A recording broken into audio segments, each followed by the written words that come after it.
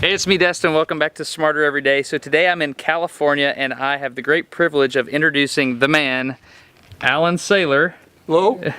Alan Saylor is, if you don't know, one of the best high-speed photographers that currently does the art.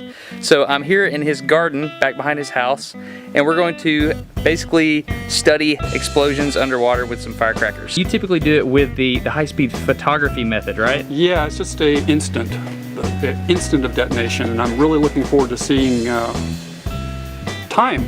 Yeah, exactly. It's not just one moment. This is an M320 Miro Phantom camera, and what do you hope to learn here? I just want to be impressed. So do it. 3, 2, 1, 0. All right. Pretty cool. Let's look at the video.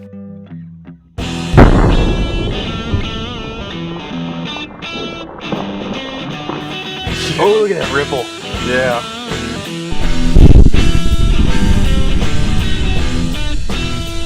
Okay, so we decided we wanted a lower exposure time and also a higher frame rate. So what we're gonna do is we're gonna change the lens. 3, 2, 1, 0. About 20 feet. Yep.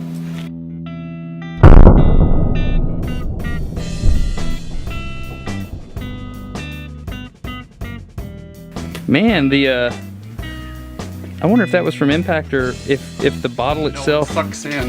There's cavitation that appears on the top if you looked at the photograph. Yeah? Yeah. All right, let's just look at the video.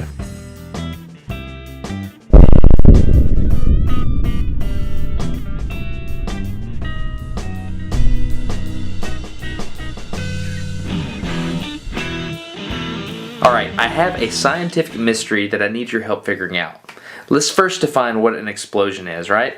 So basically it's a rapid formation of gas, and you have it contained in some type of mechanical device, and it increases pressure, and that mechanical restraint device will eventually fail and blow outwards, correct? But here's the question. After each shot, I would go find the bottle on the ground, and the bottle would be sucked in on the top instead of blown out like you would think. This is counterintuitive, and we have to figure out why. My theory is that as the bottle blows up on the bottom, it begins to shoot up like a rocket. And when it does this, it starts to wrinkle like grandma legs, if you can see it, as it pushes the rest of the bottle forward. Now, the cap has more mass than the sidewalls of the bottle. So my theory was that the bottle was pushing the cap, but the cap weighs too much, and so the bottle is outrunning the cap. Alan, on the other hand, disagreed with me. My position is that after detonation, there's nothing but high pressure in the bottle. But Alan referenced me back to some of his photos from his Flickr stream. He always sees bubbles after detonation. Always. What causes bubbles to form in a liquid? Of course, cavitation. A phase diagram is a fancy chart that uses pressure and temperature to describe what state the matter should be in. We're located about right here, which is 23 degrees Celsius. Now, there's only a couple of ways we can go from liquid over to vapor.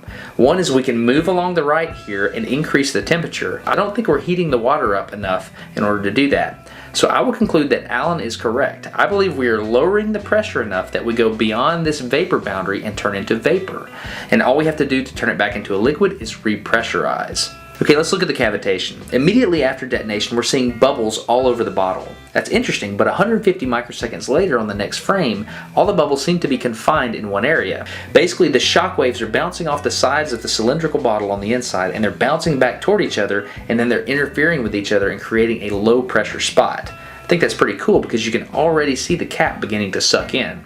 On the next frame, you can see what I call the wrinkly grandma leg effect. Now, I think it's pretty interesting that the bubble is collapsing from the left to the right, which might mean that's a compression wave going towards the front of the bottle. But what's confusing to me is the cap of the bottle is still being sucked in. So I convinced Alan to do a self-portrait with me, but what I didn't realize is this self-portrait would reveal more information than any of the other videos. At the point of detonation, clearly we have high pressure in the bottle. Then you can see the lid suck in, and then, check that out, the lid shoots off. So that implies to me that you have low pressure and then high pressure. Once the fluid is blown out of the bottom of that bottle, it begins to pull fluid out of the top of the bottle with it. So we have an oscillation in pressure. Where have we seen something like that before? Sometimes when I'm drinking with a straw, I like to put my finger over the end of the straw and bring the fluid up out of the cup. And then I'll release my finger and watch what the liquid does. It oscillates. That's pretty cool, and I think that's caused by fluid momentum, or the inertia of the fluid itself. So this momentum effect of fluid applies to what we're doing too. As the fluid is blown out of the bottom of that bottle, you can see that it starts to pull liquid out of the top of the bottle and collapse the sidewalls of the bottle. That's pretty cool too. So seriously, thanks for your time. It's way more fun to think this through with you. Anyway, if you want the high-speed footage, feel free to download it. Draw me some pictures and show me what you think the shock waves are doing on the video. This guy did it. I don't think he's exactly right, but he took a good stab at it. I'm Destin. You're getting smarter every day. Have a good one. 0. By the way, Alan Saylor grows very good apricots. The Russians have developed a way to use cavitation to create a bubble on the front of a torpedo. This is called supercavitation. If you fly the torpedo in that bubble, you have way less drag and you can move that torpedo way fast.